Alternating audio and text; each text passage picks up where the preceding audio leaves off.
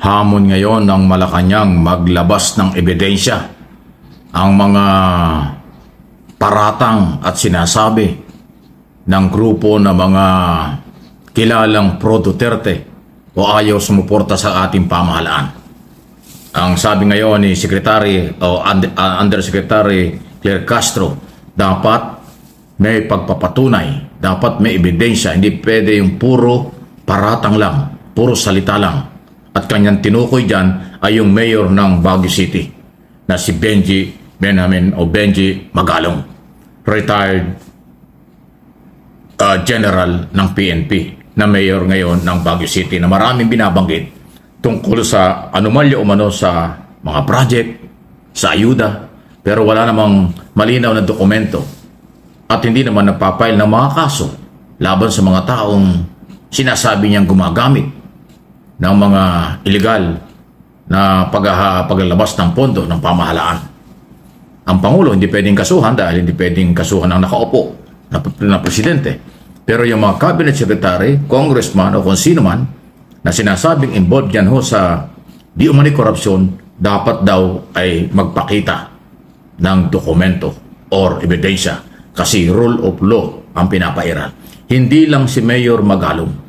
Dapat lahat ng nag-aakusa, okay, na galing sa Duterte ka ng mga anomalya at pagkakamali ng gobyerno, dapat may dokumento, okay, at dalhin sa proper forum ang Korte, Office of the Ombudsman, Department of Justice, at kung ano pa ang korte na pwede niyong lapitan, ARTA, para sa investigasyon. Yan ang magandang challenge. Actually, hindi na po ito, hindi naman na ito hamon, di ba? Ito talaga ang tamang proseso. Ito talaga yung procedure.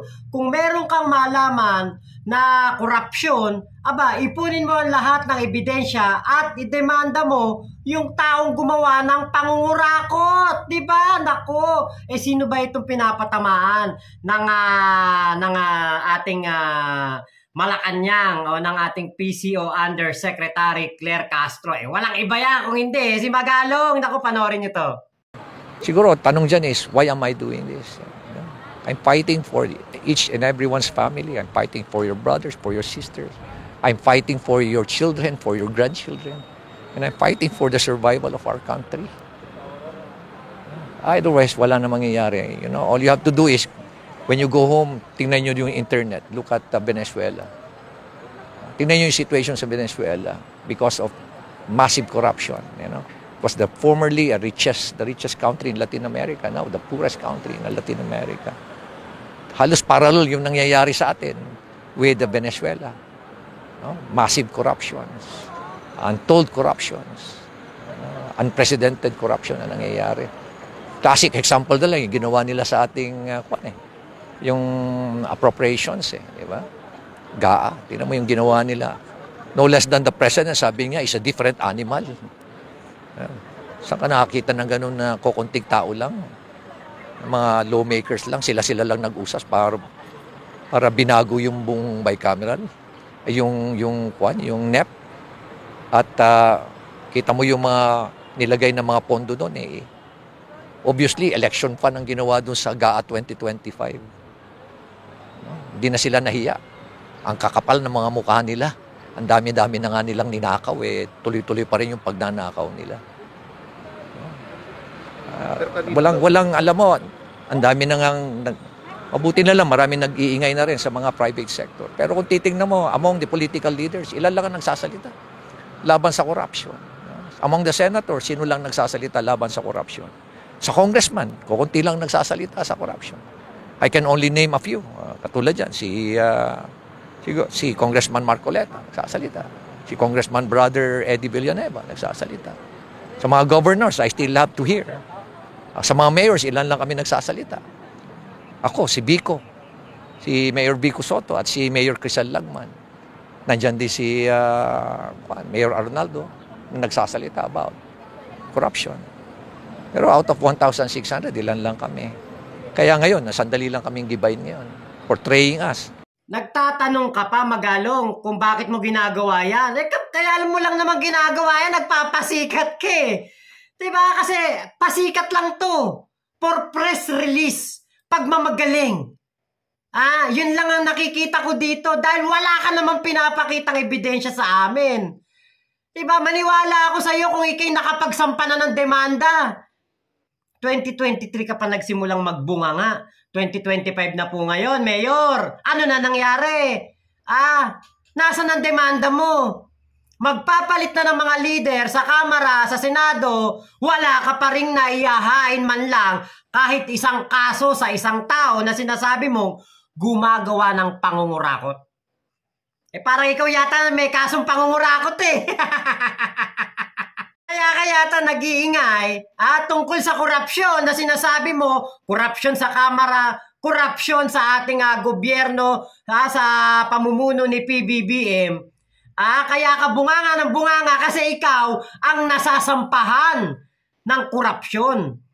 Ikaw ang may kaso. Nakita ko yan sa balita.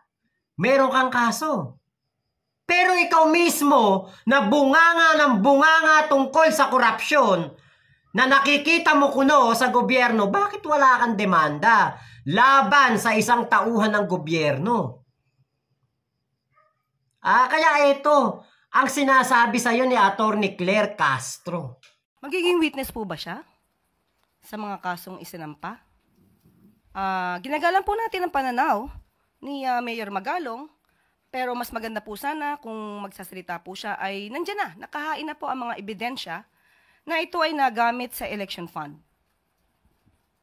Unang-una po, tinawagan po natin ang DSWD na nakipag-ugnayan po tayo para malaman natin kung may katotohanan ang mga sinasabi ni Mayor Magalong.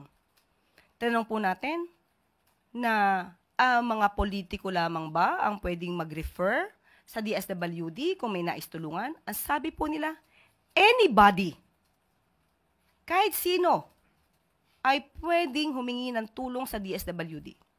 So, hindi po ibig sabihin nito na politiko lamang ang gumagamit ng pondo. Kahit po sino, kahit po yung mga hindi incumbent pero tumatakbo, pero kung meron po silang valid na kahilingan at mabe-vet ito ng DSWD, pwede silang gumawa ng letter referral.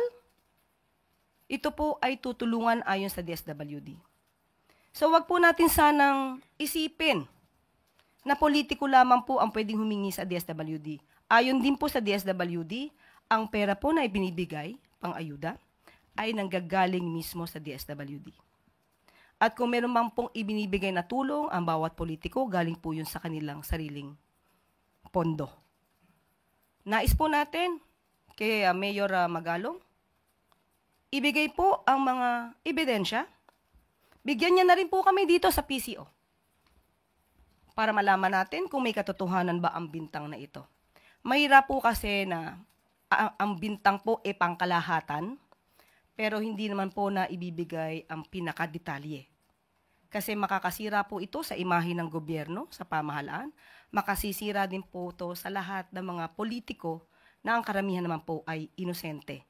So kung meron pong ebidensya, ito naman po ay may kaso na patungkol po sa GAA at sa enrolled bill. Magbigay na lang po siya ng ebidensya doon para kung meron pong issue ay mas maliwanag. Pero kung maibibigay niya po sa amin, sa PCO, kahit po sa akin, mas maganda po kung mababasa ko lahat ng mga ebidensya niya. At ito po ay ating paiimbestigahan. And follow-up lang po, binabanggit niya rin na parang nagkaroon na daw po siya ng death threats because doon sa mga binabanggit niyang may corruption. Okay, kung meron pong death threat sa kanya, hindi po natin alam kung saan to galing. Kung mapapatunayan din po niya na ito ay galing sa kanyang di umanong pag-expose dito sa election fund patungkol sa GAA, mas maganda po, dati naman din po siya na naging parte ng PNP. Magaling naman po siya mag-imbestiga.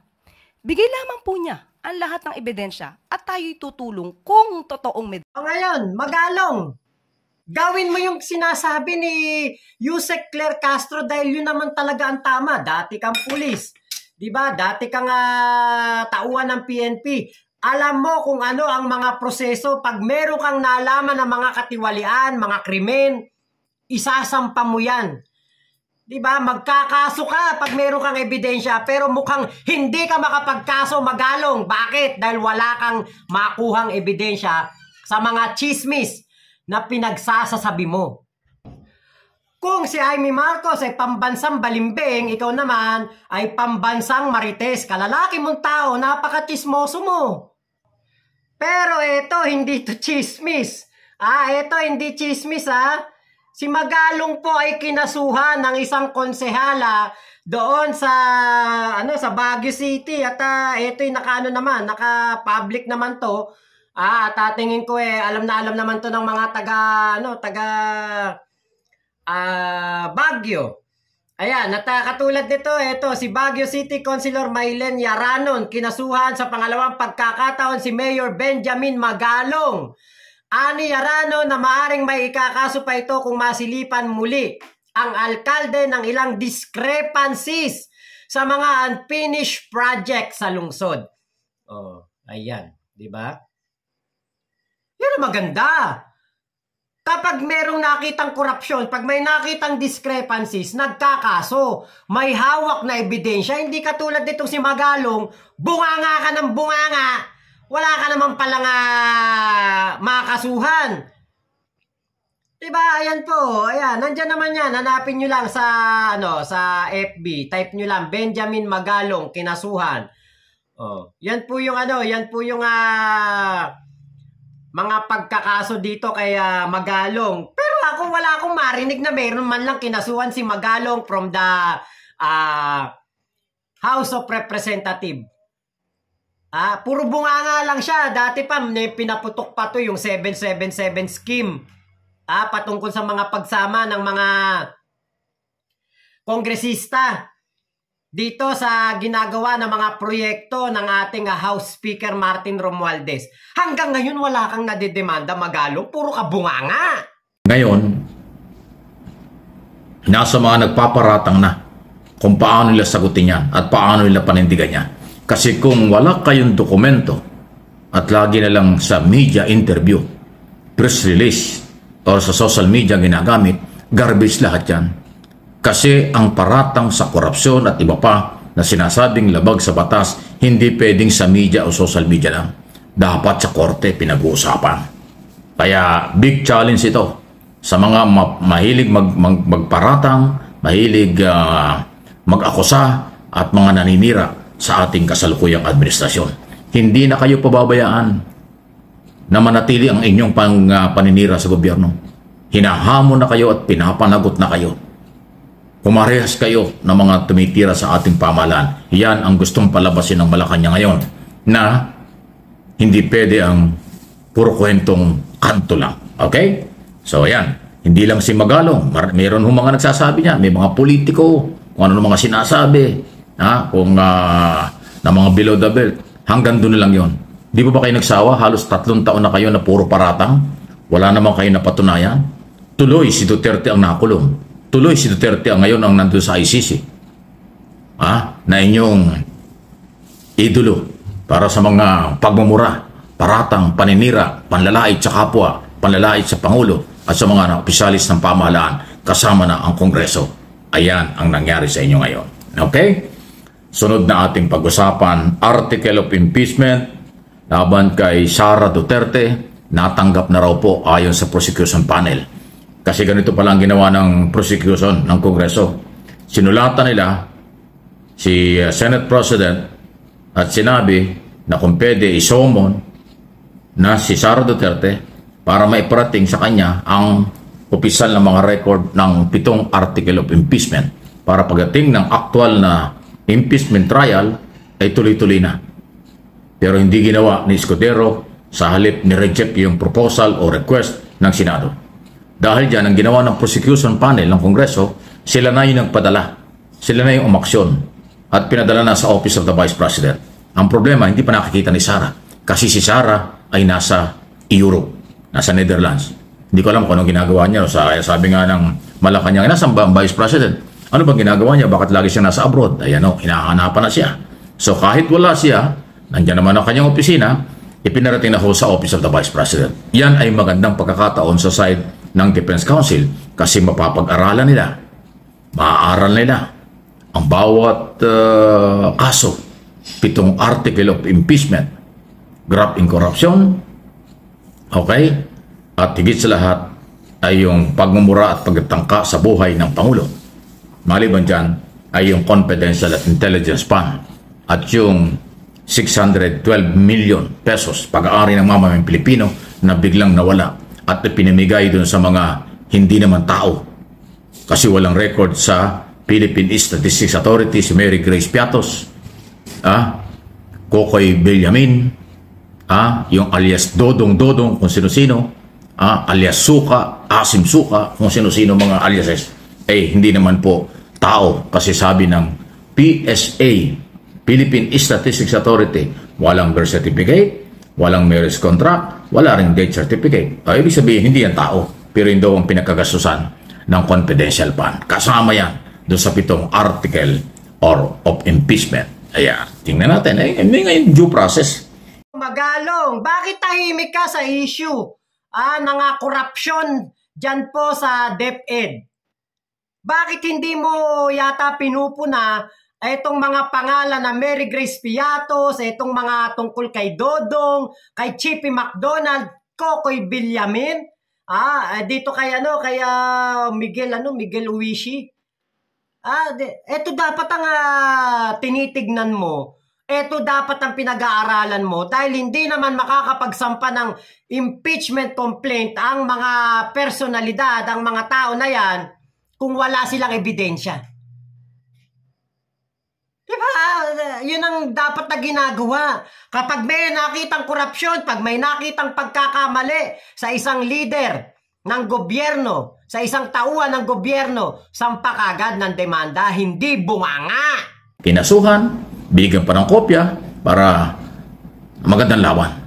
Kasi kung alam mo ang kaso, mapapag-aralan mo, ayun po yung dapat na pagpasalamatan ng kampo. Hindi yan harassment o yung mga saradong isip. Baka kalat ginawa ito ng Kongreso at ng gobyerno ay harassment na naman. Hindi.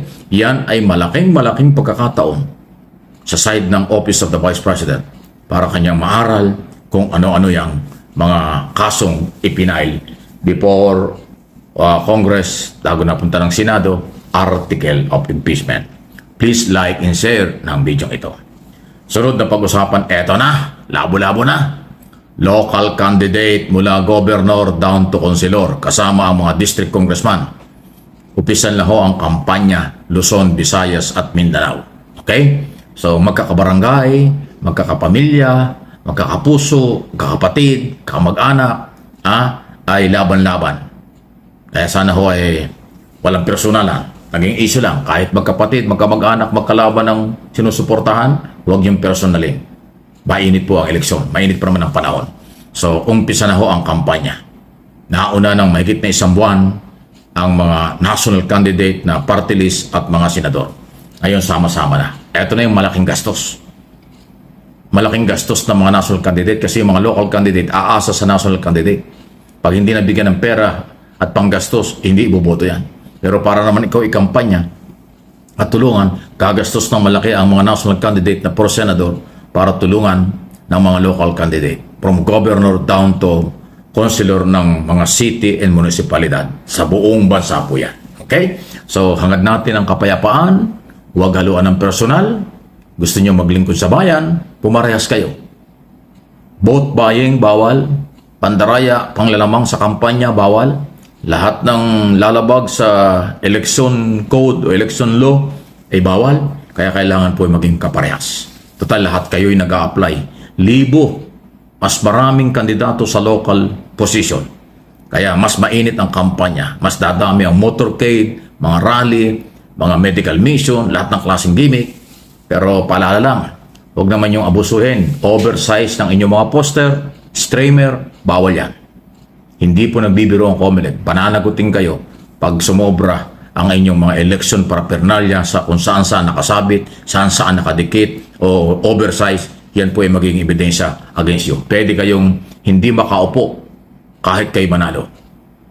Hindi ibig sabihin nanalo kayo, tuloy-tuloy na hindi yan. Pag nakakita ng mga kaso for disqualification dahil paglabag sa mga batas ng eleksyon, at yung mga oversize, sobrang paggastos sa eleksyon, oversize na mga eleksyon paraphernalia, ground for disqualification kahit manalo pa kayo. Paalala lang, hindi pa nanakot.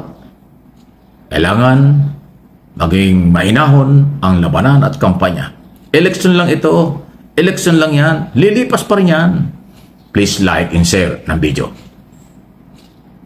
Tama, Sir Mike, di ba? Huwag mamemersonal at huwag kang bunganga ng bunganga. Magdemanda ka. Di ba? Idemanda mo yung mga taong sinasabi mo na merong ginagawang korupsyon. Baka pati ako kumampi pa sa'yo, Mayor Magalong, dahil gustong-gusto ko ang Baguio. Mahal ko ang Baguio. Napakaganda ng Baguio. Ilang beses na ako nakapunta dyan. Talagang napakaganda ng Baguio. Napakaganda ng klima. Pangarap ko nga tumira dyan eh. Pero kung ang mayor naman ganyan, bunganga lang ng bunganga, at ako'y taga Baguio, naku, hindi kita ibubuto. Kasi wala kang kredibilidad. Naninira ka lang. Puro ka lang chismis, chismoso ka. Ikaw ang Christopher Min ng mundo ng politika. Bunganga ka ng bunganga lang. Wala ka namang ebidensya.